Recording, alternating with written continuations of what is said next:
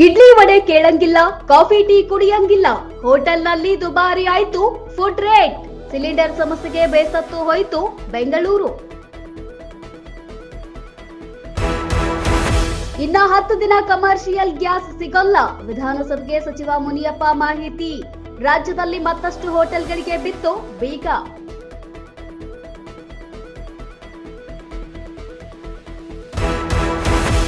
Iran ಜಲಸಂಧಿ ದಾಟಿದ ಭಾರತದ ಹಡಗು, ಹಾರ್ಮುಜ್ನಿಂದ ಆಯಿಲ್ ಶಿಪ್ಗಳಿಗೆ green signal. India my friend ಎಂದ ಇರಾನ್ ರಾಯಭಾರಿ.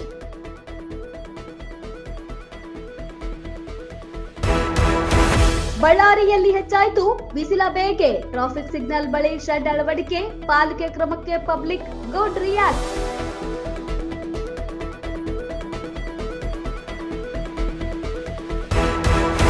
ಸೌದತ್ತಿ ದೇವಸ್ಥಾನದ ಹುಂಡಿ ಎಣಿಕೆ ಮುಕ್ತಾಯ, ದೇವಸ್ಥಾನ ಸಿಬ್ಬಂದಿ ಜೊತೆಗೆ ವಿದ್ಯಾರ್ಥಿಗಳಿಂದಲೂ ಕೌಂಟಿಂಗ್. ಯಲ್ಲಮ್ಮನ ಹುಂಡಿ ಎಣಿಕೆಯಲ್ಲಿ 3.7 ಕೋಟಿ ರೂಪಾಯಿ ಸಂಗ್ರಹ.